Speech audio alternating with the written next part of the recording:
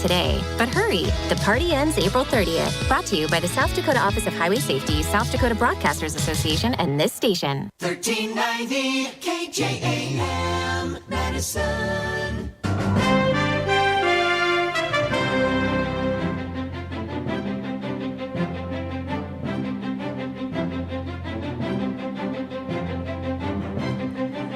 And good morning, everyone. I'm News Director Sue Bergheim here on Dakota's Best AM 1390, and we are joining you live this morning with some special programming. We've got an election coming up next week in the city of Madison and also the Madison Central School District. The election is next Tuesday, April 12th, and you'll vote on the next mayor for the city of Madison and also for 3 Madison Central School Board members. But today, we are going to be posing some questions to the candidates in Madison's mayoral election. Marshall Dennert and Roy Lindsay are live in studio with me this morning to talk more about why they want to be elected mayor of Madison. Now, this forum is also being streamed live on KJAM's Facebook page. We have several questions that residents have submitted prior to today, but we'll also be accepting questions during today's forum. You can give us a call at 605-256-4514. Someone will take down the information and give it to me to present to our candidates. Throughout the forum, each candidate is going to be given 2 minutes to answer each question, and we will alternate who goes first each time with each individual question. To start out this morning for our mayor's candidate forum, we are going to start with candidate Marshall Dennert. And Marshall, we would like you to give your opening statement, and you've got a couple minutes. Good morning. Thank you, Sue. Just want to talk a little bit about myself. I moved to Madison to finish an internship back in '86. I internship at the Madison Community Hospital. I've been here for 36 years. In that time, I have met my wife, Bonnie, when I was working at the hospital. I've also had the honors to graduate both from Dakota State College for my second year of lab tech, and then I went to Dakota State University. Went on to graduate with a teaching degree. As mayor, I've had the plan of action. It's going to be the same from when I started 3 years ago as mayor. I'm going to concentrate on keeping utility costs down, infrastructure, affordable housing, conservative spending, opponent to purchasing properties within Madison, improve community in general, promoting recycling operation, flood mitigation, and I want to be a strong voice for the public. I just want to reach out to everybody to remind them to vote on April 12th, next Tuesday, and I would like your support. Thank you. All right. Thank you very much, Marshall. That was Marshall Dennert, our first candidate in this morning's forum. And next we will have Roy Lindsay. Roy, if you'd like to give your opening statement, please. Okay. This is Roy Lindsay, and my wife and I have lived in Madison for 44 years. I was mayor from 2013 to 2018. I also taught 33 years in Madison High School, and while I was teaching, I also had a subway in Madison, a subway in Del Rapids, a laundromat in Del Rapids, and some farmland in Moody County. So I've got a varied experience, and during the time that I was mayor and that, we accomplished a number of things. One that I'm most proud of is being able to work with the governor's office, the Lewis and Clark, Minnehaha Rural Water, Big Sioux Rural Water, and getting monies to connect Lewis and Clark to Minnehaha Rural Water. Minnehaha and Big Sioux got grants and loans to connect to each other, and then Lewis and Clark put in a 5-mile section that brought 1 million gallons of available additional water to the city of Madison. It's not a direct connection with Lewis and Clark, but it is a connection that gives us the ability to add 1 million gallons of additional water that go along with our shallow wells. And since that time we haven't had water rationing in the summer times. So that water is the gold of the future. I also was a member of the South Dakota Board of Trustees for the South Dakota Retirement System. I also worked with the legislature and a number of businesses in that to get some alterations in some laws and that so that we could get the Best Western Motel built in Madison. Madison is considered a Class 1 city, and as such has to meet all the same guidelines that Sioux Falls does. And sometimes those guidelines and that make it impossible for smaller towns to increase, their profitability or increase their options in that for the town. So sometimes in that you need to take a look at it and say, in this particular instance, let's let towns of under 20,000 meet the same guidelines as Class 2 towns. And that makes more opportunities for development in towns that are considered Class 1 but are too small to compete with Sioux Falls. So with that, I have the experience that I've already been there. I've worked with the legislature, the governor's office, as well as local businesses and entities, and I miss being involved, and so I've decided to run again. So I would really appreciate your vote, April 12th. This is Roy Lindsay. Thank you. All right. Thank you, Roy. Again, we have Roy Lindsay and Marshall Dennert in our studio this morning in our Mayor's Candidate Forum here for the City of Madison. And we're going to move on now to some questions for each of our candidates. And we're going to start out with each of you having served as mayor in Madison. Can you tell us what you believe that the mayor's role in our community is and how you would plan to best serve in the role this time around? And Roy, we will start with you. You'll have 2 minutes. Okay. The mayor's role in the town is to be present, be out there, be a voice and the forward mover of the city. You need to be able to work with the university that is in Madison, Dakota State. You need to be able to work with the public school system. You also need to be able to work with the LEIC and the Chamber of Commerce, as well as numerous businesses within the community. You also need to take a look at the needs and desires of the public. When I was mayor, and still, housing is an issue. Madison has lots of jobs available, but housing is something that we need to continue to work on. During the time I was mayor and that, we started a project down on Southwest 8th, and that project started out with 27 units. Then across the road and that, there's another 54 units. Up on the east side of town, there was an abandoned mobile home court where the old Standard Station used to be. We got investors to take a look at that, and there are 14 units in there of new housing. We also needed to have an area where we could build houses and that for people who are looking for new. And so working with the LAAC and a number of other people in that, we acquired, I believe it's 27 acres in the northeast part of town, which is now known as Cyber Estates. Homes have been built up there for quite a while now. We also need to consider that not everybody can afford a brand new home. And so I worked with a company out of Sioux Falls and that Jim's Co. Homes that manufactures mobile homes. They bought the mobile home court on the south part of town, brought in some new mobile homes, and they also offer people that have mobile homes in the court, if they want to trade theirs in and get a new mobile home, they can do that. And then I also worked with others in neighborhoods, took out 2 homes in that had been damaged by fire. Contractors built new residences there. So we've added homes to Madison, but we need to add more. Thank you. Okay, thank you, Roy. And again, 2 minutes, and we'll pose the question now to Marshall Dennert.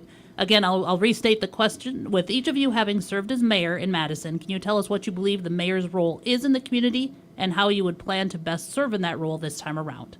Marshall. I don't disagree with what Roy said.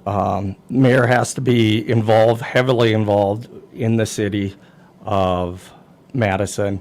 They need to work with our representatives from peer to get bills, laws passed to benefit the city of Madison.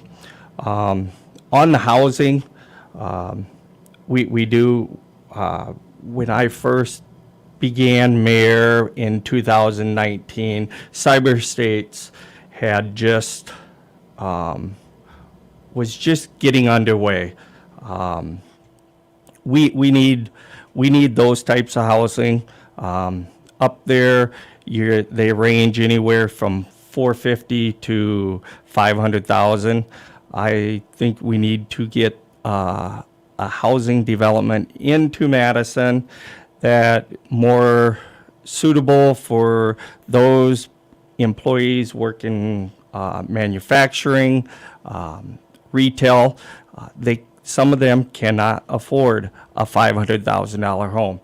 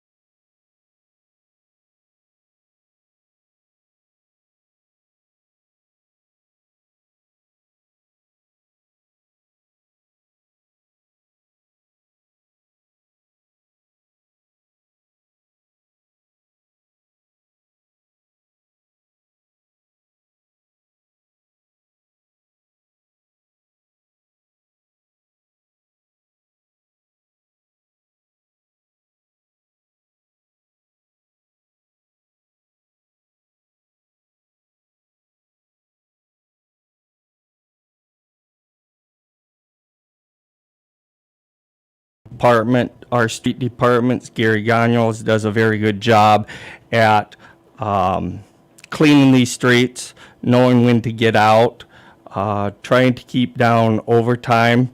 Like I said, does very good. We've had a couple new roads, the Second Street, which is Highway 34 that's going through town, and Washington. It comes to a point where we need to plow it to the middle, and then we have to pick it up later, which, again, they have done a very good job. For plowing the other roads, I have been in the same predicament as everybody else. I went out, cleaned my driveway, and an hour later it's packed back in. I'm not in favor of the gates at this point in time. I'd like to collect more information on it so I can make an educated decision on it. We don't block people in on purpose. I know that's an issue. At this point in time, I don't have the right answer if the snowplow or the gates are what we need. But we need to work together as a team and go from there. All right. Thank you, Marshall. And we'll pose the question now to Roy Lindsay. Roy, How can snow removal in the city be improved, and what are your thoughts on the possibility of using snow gates in the future? When I was mayor in that for two winters and that we had quite a bit of snow, and we did use snow gates to see how they worked out. And when you have a small snow of 2 to maybe 3 inches, a snow gate does some good as you go along and you drop it at the driveways and you move it on further down the street. However, once you get above that 4 or 5 inch snow, what we found is it doesn't make that much difference. You still end up with a big windrow of snow in the driveways. And then if you damage a snow gate, which we did, we fortunately bought insurance on it, because it was a rental. And the damage when we cut a curb, and that cost us $8,000. It cost the insurance $8,000 to repair it. So for the light, small snows and that, typically in that what they do is they go along, they'll tweak the blade. And so when they're coming along and it's by the curb, they'll have the blade to move the snow to the curb. When they come near a driveway, they can tweak the blade to try to move as much of that as they can past it. So our experience with snow gates in the past is, yes, on a light snow, which you're not going to have that much of a windrow in your driveway, the snow gates work okay. But for heavier snows, it goes over the top of the snow gate and ends up in big clumps in front of your driveway. So there are times when it's good and times when it's not. So the experience that we had those 2 winters and that, we decided that, they really weren't worth the cost, for moving snow. Okay, thank you, Roy, and thank you, Marshall. We did have another question that this time came from our phone lines, and we'll just present that one next for you guys. This question is, what are the plans for street repair in the city? And we will start with Roy with this question. Okay. In terms of street repair and that, when I was in there and that we had a 10-year plan, and each year in that we identified areas of need that would fit within the budget. When I was mayor, we also started the RD project, which is currently in its 3rd year, I believe, or going headed toward its 4th year, to not only replace the underground water lines in town, but also to do street repairs at the same time. When I was mayor, I also put in the front footage fee, which was to be used in special occasions and that strictly for street improvements. So not having been there the last 3 years, I'm not sure what changes have been made, but one thing I am excited about is the RD project is still continuing forward. You'll see in parts of town that the infrastructure underneath has been replaced and new streets, curb and gutter have been put in. And this year in that you should be seeing the completion of the water tower on the south side of town, which then will make both water towers at the same height so that they can both be utilized and open the system in that within the city of Madison. Currently, the city of Madison is divided into 2 zones. Half the town is on the west water tower, half the town is on the east water tower. And because the west water tower is lower, the hospital had to put in booster pumps to bring their water pressure back up, in order to have proper pressures within the hospital. So there's some definite things that are going to be improvements in the future, and we work within our budget and do the best we can to try to make everybody as happy as possible, which doesn't always happen. All right, thank you, Roy. And again, this question will be posed to Marshall Dennert. What are the plans for street repair in the city? As Roy stated, we have the RD project.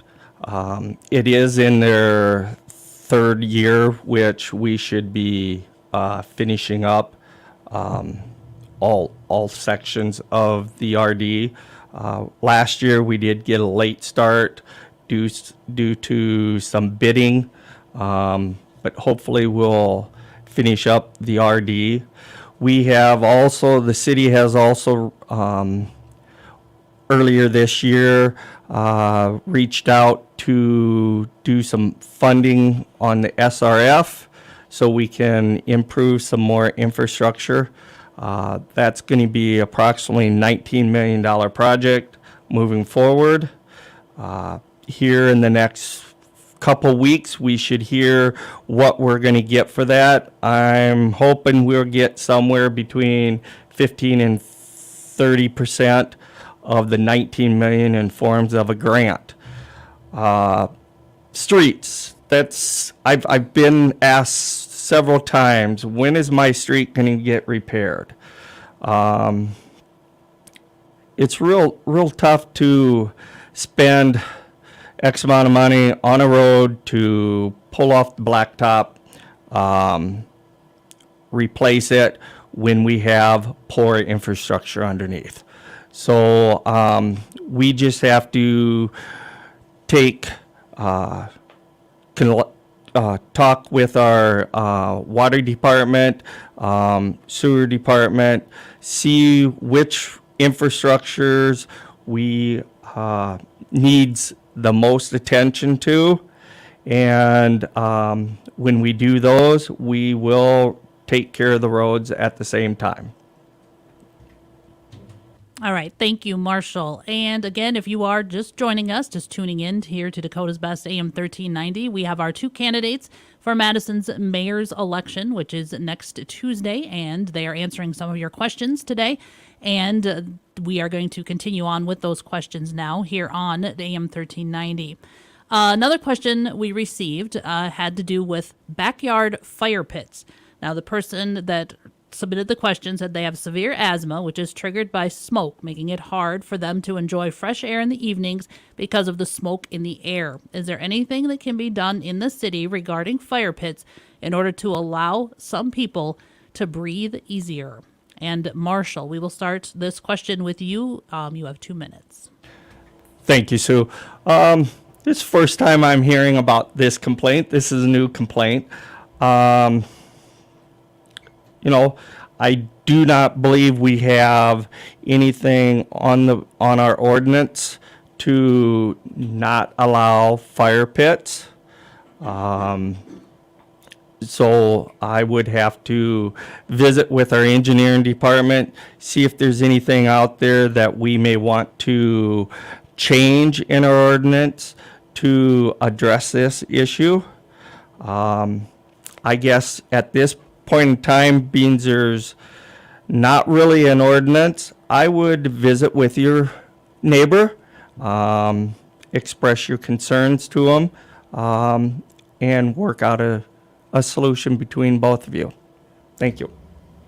All right. Thank you, Marshall. And we'll pose that question to you also, Roy. Is there anything that the city could do regarding fire pits in order to allow some people to have an easier time breathing outdoors?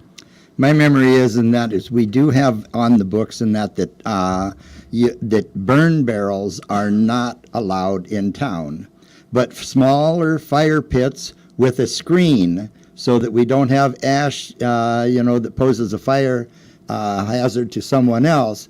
Those are currently allowed.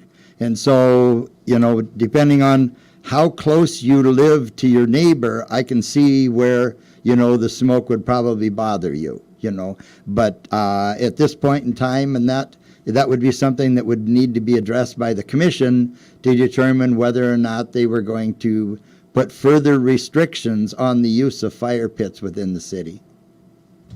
All right. Thank you, Roy. On to our next question that we had submitted. There are currently a number of positions open within the city of Madison. As mayor, what can you do to recruit and retain employees for the city? And what are your thoughts on the benefits that city employees and or retirees receive? And Roy, we will start with you, and you have 2 minutes. Okay. Hiring is an issue everywhere. It doesn't matter if you're in Madison, if you're in Sioux Falls, if you're in Los Angeles, New York City. Everywhere you go, you see help wanted. It's not a one situation fixes it all. There are a number of things in that lead to this. One of them is the retirement of the baby boomers. when COVID hit. There were a number of people in that who were still working into their late 60s and 70s that when COVID hit said, I'm done. And unfortunately, if you look at the birth rates, the number of people retiring and the replacements aren't there. So it's not just that, it's just there's a lot of things that are out there. So what we have to do is really promote the city, promote that Madison's a place to live, and also show that not only, do we have competitive pay, but we also have generous benefits that go along with it. But as far as reaching out, yes, there's a lot of competition out there, and we may need to make some adjustments in what we have and what we're offering people to entice them to come to the city of Madison. All right, thank you, Roy. And Marshall will pose that question to you. As mayor, what can you do to recruit and retain employees for the city, and what are your thoughts on the benefits that city employees and or retirees receive? Getting people to come to Madison to work is kind of goes back to having affordable housing. If we don't have affordable housing where they can live, they're going to move on to somewhere else that they can afford the housing. For benefits, I think the city of Madison offers very good benefits for their employees. We have good health benefits. For enticing people to come to Madison, we have reached out, such as we started a program here, and we might have to move that into other positions. We're offering 2 city employees that recommend lifeguards to come work at the swimming pool, that if they stay a certain amount of time, they get a $200 bonus. And then on the other side of that, we also realize that keeping those lifeguards here during the whole summer, because a lot of them are going back to school or getting ready for school, we're looking at offering them an extra bonus to keep them on for the full summer. All right. Thank you, Marshall. And we will move on to another question here as we're approaching 9 o'clock here on Dakota's Best, AM 1390. And again, you're listening to the Madison Mayor's Candidate Forum. Again, if you do have a question for our candidates, please feel free to give us a call at 605-256-4514, and we'll get that question posed to our candidates this morning. Our next question that we had submitted has to do with utility rates. As we know, that's always a concern for some residents, especially electricity. They say they appear to be higher in the city of Madison compared to some similar-sized communities. What, if anything, can be done to address this? And Marshall, we will start with you on this, and you will have 2 minutes. Utility rates. That was one of the goals that I had set out when I first was running for mayor. I think if we look at what it cost for the usage, we're comparable with others, and I don't think anybody is upset that they have to pay for what they use. I think it comes down to where we have these maintenance fees. I think those maintenance fees are excessive, and we need to take a look at them. Also, we need to educate our citizens on what those maintenance fees are used for, such as a surcharge. We have to put in place a surcharge for the RD project. It's a requirement that we have to do to to prove to the funding or the lending outfit that we have money to pay for these. So I just think if we educate the people on what these maintenance fees are used for, where they're going to, and try and maintain them at the current fees, I think that will help out. All right, thank you, Marshall. And this question now will go to Roy. Lindsay, what can be done, if anything, to address utility rates and especially electricity in the city of Madison? One of the things you have to understand is that purchase power comes from multiple sources. We purchase power, and that from the Corps of Engineers. So we do receive a certain amount from the production that happens on the Missouri River. We also are in a long-term contract, and that's the way electricity works, is you usually are in a 40-year contract, and it'll usually renew halfway through. So we are in a contract where East River provides the transmission for Heartland Power, and Heartland is our power supplier. So as you go down the line to get power, it doesn't matter whether it's a city-owned utility or whether it's XL Energy, they all go through the same thing. Now, in the city of Madison, we may break down our bill a little differently than XL does. On XL and that, there'll be a charge for electricity, there'll be a charge for transmission, there'll be multiple charges, and that's what the bills were like for the subway that I had in Del Rapids. And then when you get to the bottom line, the costs are still comparable, very comparable. In Madison, we do have some buildings in that we have to supply and bring the power to the building. We have equipment in that on there to monitor power usage and the power usage on a garage. And we do have a few of those in town. The power usage is extremely low, but to service it, it costs us the same as servicing somewhere else. So that's why there's a breakdown between service fee and then utility rates. One of the things that helped when I was mayor is we began switching over the city to LEDs. And for 2 years in a row, we had increased costs, but we were able to not pass those on to the customers because of our savings on the lighting costs for street lights. All right, thank you, Roy.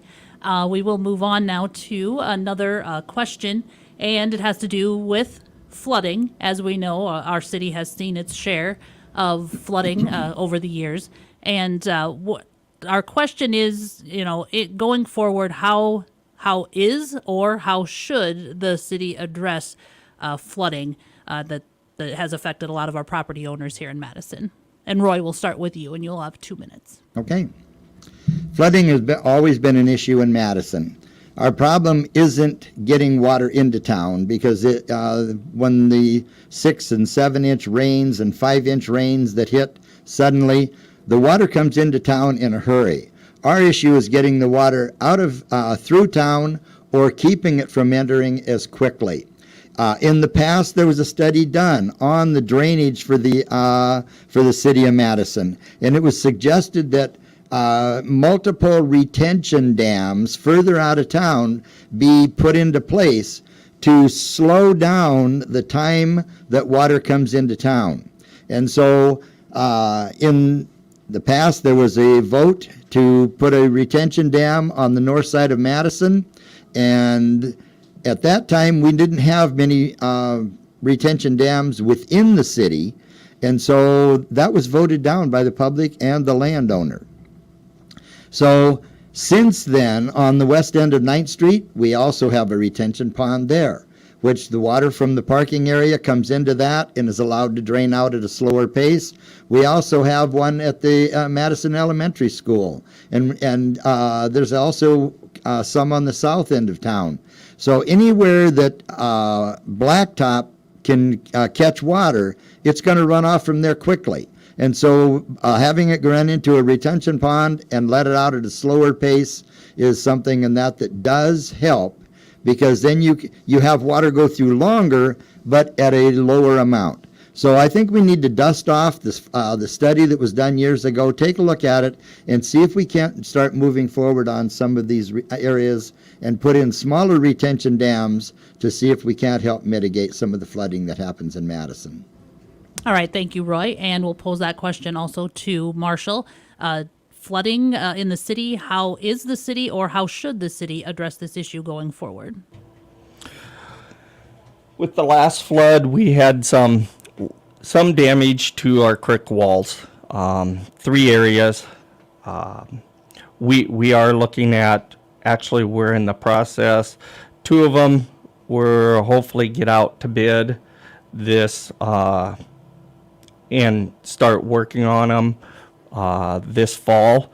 And the 3rd section, which is on would be the east side of Egan, we're going to bid that hopefully this year and fix that over next year.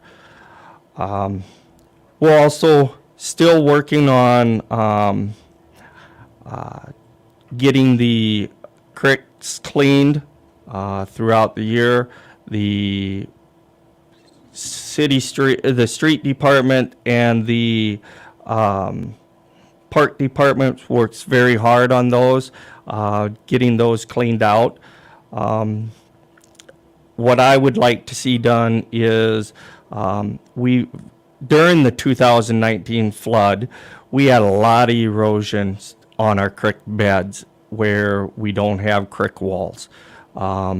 After these 3 projects, I would like to see if we can put like a riffraff throughout the whole town to help the erosion on the properties.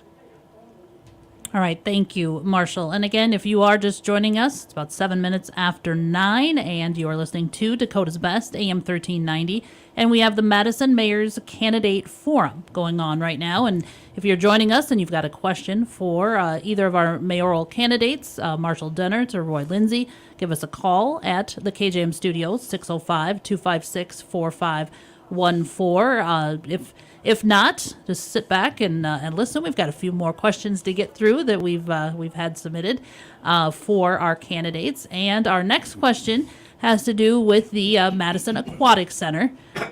There were some issues last summer causing it to be closed for the summer. Unfortunately, that came right after a season of being closed due to COVID-19, and so a couple of summers without the aquatic center.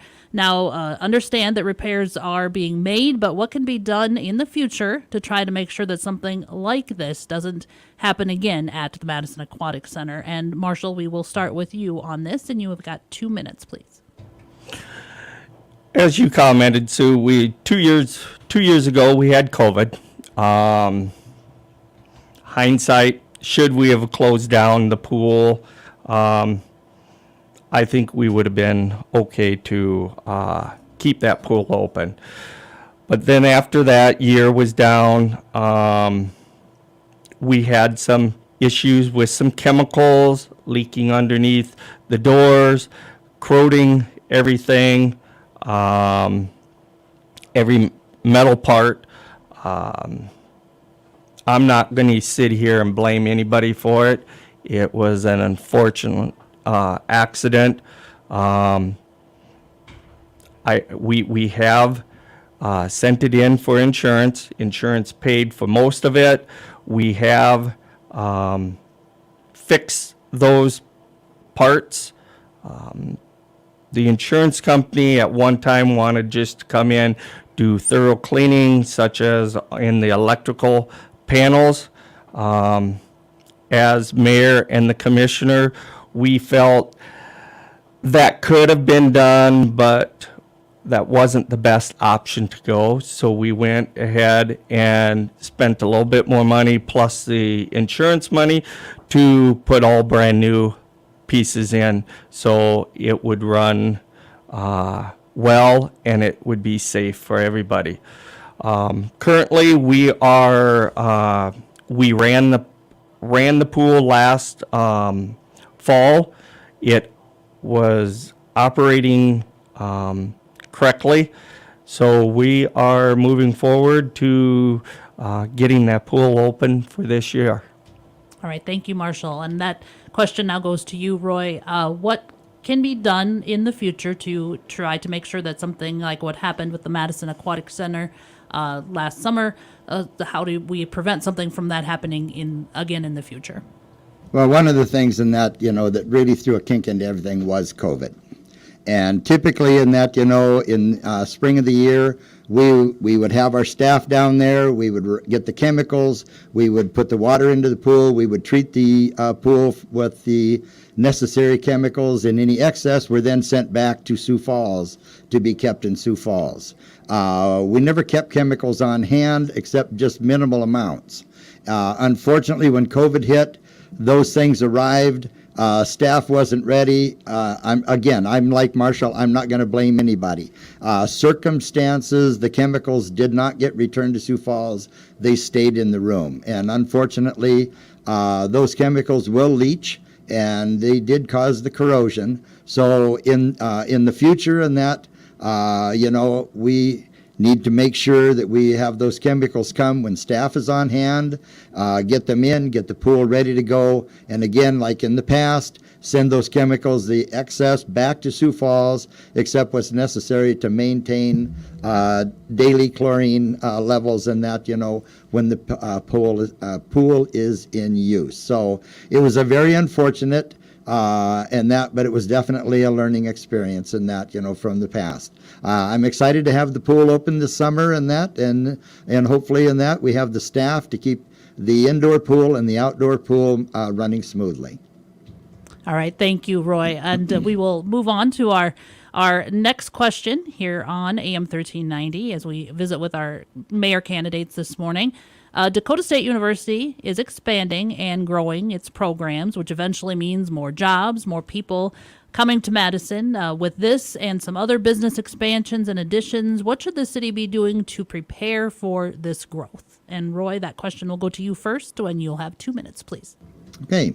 Even with the addition of cyber estates and the 80-some lots that are up there, and the houses that start in the 200s and go up from there, when someone moves into cyber estates that live in the city, it frees up other houses at lower price levels. But it still doesn't fulfill the full need of the city of Madison.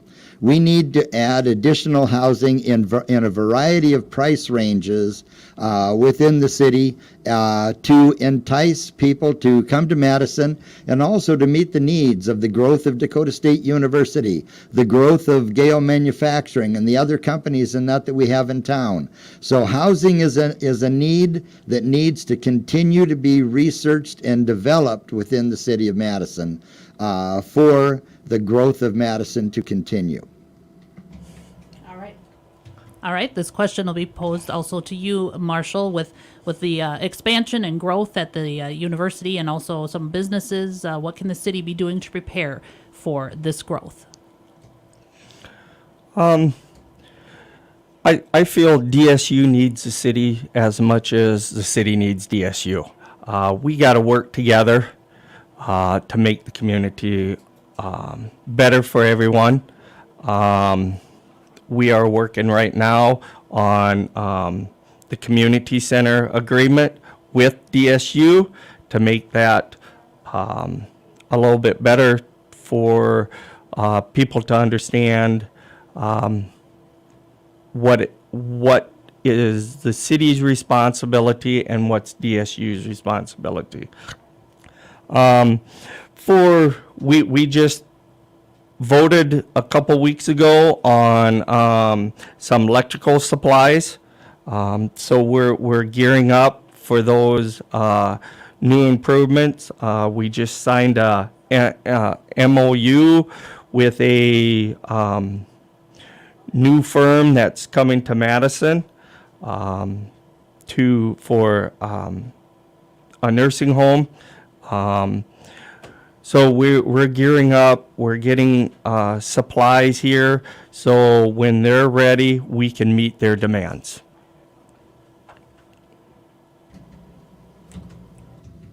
All right, thank you, Marshall. And Roy, this I Thought I guess answered we that one started first. that we started with you. Yes. Matt brought in a question and got me on the wrong track there. I'll Sounds blame good. him. I got to blame somebody, right? All right. So our next question that came in, as I mentioned, Matt brought in us a question that came in over the phone. Is there anything that the city can do to help with the daycare shortage, the child care or the daycare shortage? So again, anything that the city can do to help with the child care or daycare shortage in the city. And Marshall, we will start with you on this question, and you'll have 2 minutes. I've had several conversations with LAIC, Brooke, on this issue. I think this is another reason why we're not able to get employees hired in either for the city of Madison or retail or any other business, because we lack daycare. Now, do we have several good daycares out there that people provide from their home? Yes, we do. We need more. I would like to collaborate with the LAIC, maybe find a outfit that has done these, like a Boys and Girls Club, bring them in to offer these services to people.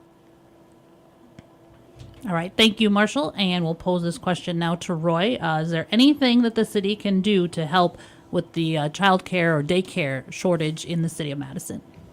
Madison isn't the only one that's dealing with this. It's also an issue in Sioux Falls and other places as well. It's not something that I've done a lot of research into. I do remember when Bethel put in a daycare and built a special building down on the south end of Egan to provide daycare not only for the employees that they were trying to hire, but also for the citizens of Madison as well. It ran for a few years, but then Bethel is different from the standpoint that it is governed by, I'm going to say, I believe it's 17 different churches, and they felt that at that time and that their mission was more for care of the elderly than care of the young, and so the daycare that was down there was turned into housing, and that for I'm going to say elder care, for lack of the better term. Is it something that needs to be addressed? Absolutely. Do I have an answer in that to address it right now? I do not. But it is something in that I would very much like to be working on and have information from different sources to see what kind of ideas that we could come up with. Okay, thank you, Roy. And again, if you are just joining us, we are well into our candidate forum here on Dakota's Best AM 1390 with our candidates for mayor of Madison. And again, if you do have a question, we've probably got about 10 more minutes or so here that we're going to be on the air with our candidates. And so if you have a question, we do encourage you to give us a call at 605-256-4514. And our next question that we will pose to our candidates this morning is, the Madison City Commissioners recently started changing their frequency of their meetings to twice a month instead of holding weekly meetings. So what are your thoughts on this change? Are you in favor or against continuing with that, or looking to change that in the future, or as far as how it works in handling the city's business? And Roy, we will start with you. You've got 2 minutes for this question, please. Hey, when I was mayor, we met every Monday. When you meet every Monday and that, you take care of the needs that occurred during that week. If we had a Monday where we really only had like one item that could be moved to the next week, we canceled the meetings. And that's still my preference, is meeting every Monday. When you take a look at the month of May coming up, there's 5 Mondays. If they're only meeting the 1st and the 3rd, that means all of the work that needed to be done the week before is on the 1st Monday. Then what happens, for the 3rd Monday is the next 2 weeks. Then you have a 3-week time period before your next meeting. And once we start into construction season and we have companies in town that are doing different jobs, there's sometimes that things come up and a question needs to be answered and the board needs to, the commission needs to meet. To me, it's much easier to have a meeting scheduled so everyone knows that that time period is there, and cancel it if there's not something that needs to be voted on, rather than try to call people in for a special meeting, because if they're not planning on having a meeting on that second week, chances are they're going to plan something else during that second week. And then it makes it difficult to get the commission back together, get the information out to the public, so that they have a minimum of 24 hours to preview it before the meeting. So my preference in that is the way, when I was mayor before, we had meetings scheduled every Monday. If there wasn't a need or something that needed to be done on that Monday, then it was postponed. But the first and third Mondays of the month are usually also bill paying.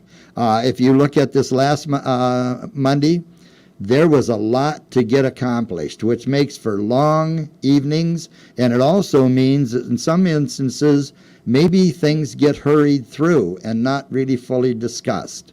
So I'm in favor of scheduling every Monday and then canceling if there's not something that needs to be covered.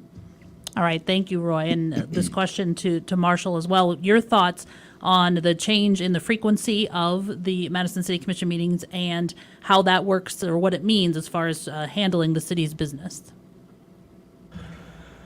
When the commission discussed this or brought to us and we started discussing it, I was totally against it. Actually, I voted no on this.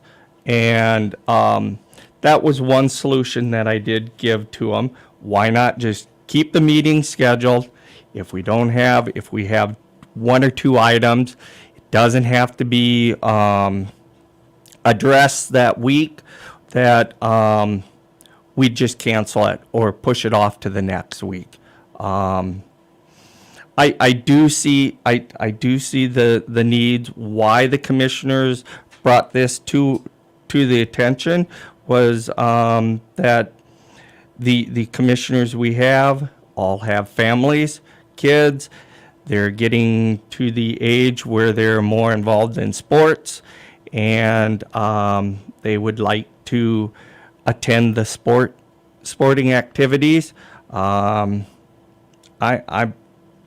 agree with them on that point, but I would like to see us go back to every Monday, like we did, for the simple fact I'm the head of the engineering, and it makes it a lot harder on the engineering department if there's a developer that needs something pushed through from the commissioners, that it may fall in between those two meeting dates, or if we have 5 Mondays, that it will have to be pushed off for 2 weeks. And I think we need to just take care of the business every Monday and go from there. All right, thank you, Marshall, and appreciate Marshall Dennert and Roy Lindsay being with us this morning. We've got time for maybe another question or two here before we wrap things up on this morning's Mayor's Candidate Forum. And we did have a question that was phoned in, and it has to do with bringing other businesses into Madison. And this person in particular is asking about getting another grocery store in the city of Madison. I guess your thoughts on bringing other businesses in, or what may be needed within the city of Madison, or maybe things to be looking at if you are elected as mayor. Marshall, we will start with you, and you can have 2 minutes on this question. Speaking of grocery stores,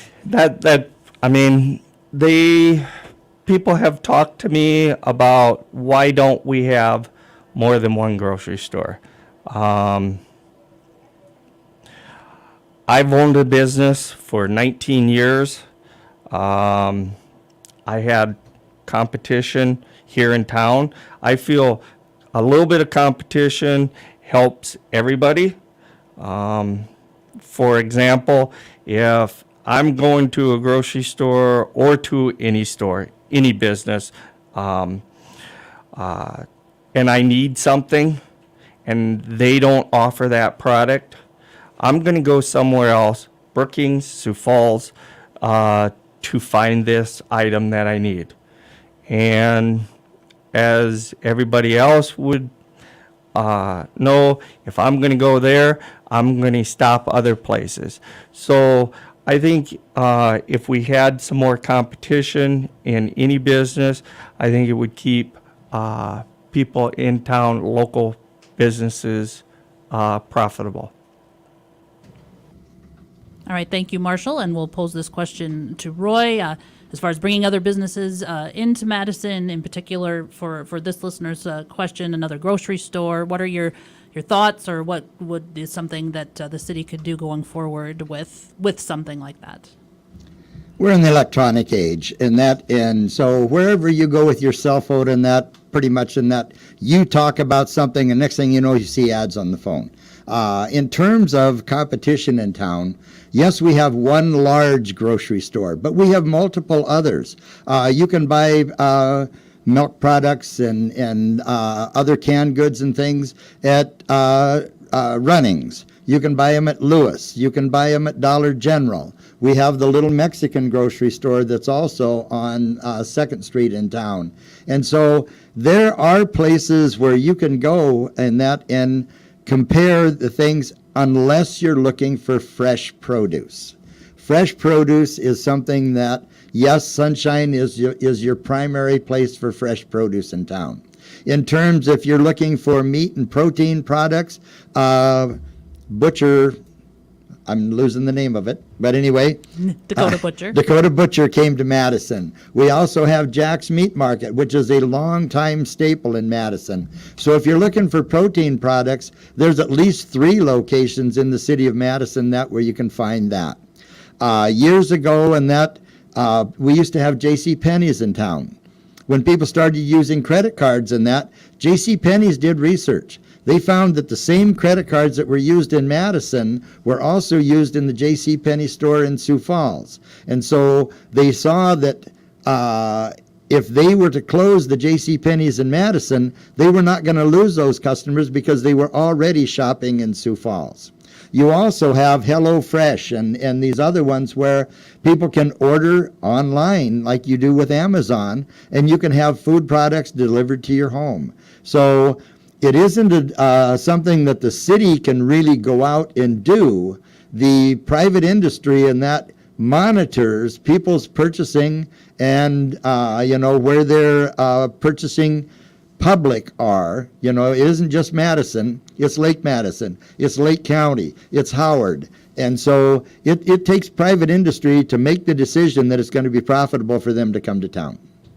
All right, thank you, Roy. And we will have one more question, because we had one more question that was called in before we wrap things up, and have you guys give a couple minutes of closing statements as well. So we'll have this be our last question. We're almost at 9:30 here. Not that we're on a timeline. We can go for however long, but we will probably try to wrap things up after this. But this last question that came in is asking, is there anything that can be done to prevent flooding north of 9th Street in Madison? And this question just came in on the phone. And Roy, we will start with you on that question, and you have 2 minutes. Okay.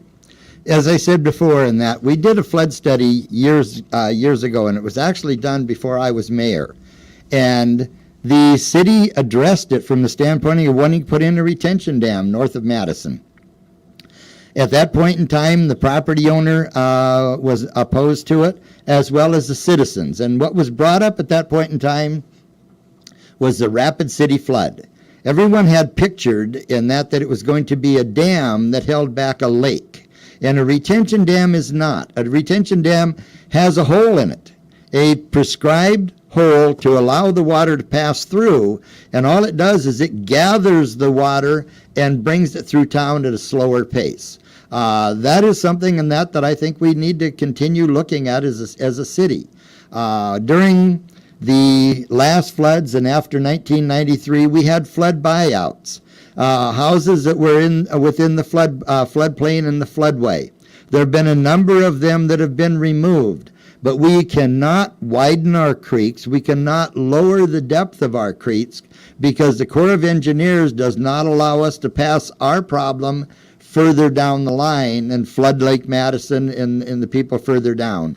So yes, there are things that we can do, and it starts with getting out the flood mitigation plan that was done years ago and going to the north out of town and working with smaller flood retention dams to slow the water coming through town. It's kind of like if you're going to pour water into a cup and you got a bottle in your right hand and a bottle in your left hand. If you have a hole in the cup and you pour them both in at the same time, it's going to overflood. But if you can pour one bottle in and let it run through before the other bottle comes through, you can allow that water to pass through the cup without overflooding it. And that's what we need to do to protect the city of Madison from the floodwaters. All right, thank you, Roy. And again, this question came in over the phone. Is there anything that can be done to prevent flooding north of 9th Street in Madison and Marshall? This will go to you now, and you have 2 minutes. What I remember on what Roy said on building retention dam up north of town, my recollection of that was we did get some funds. We voted on it as a community. It did go through, and like Roy said, the landowner had some concerns. Actually, we went through.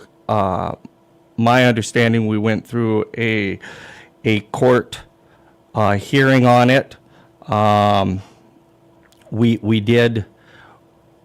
The city did lose that court hearing, which would mean that it would increase the price, and it went back to the community for a second vote. And I do believe that's when it failed. Due to, it took a couple years. Everybody thought, well, we had our 100-year flood and we're done with. We won't see this again. Well, we were all wrong. We've seen it 2 more times. I guess up north, I would have to do a little bit more investigating, but my understanding, there's new retention dams that are underground. You can put a parking lot on it,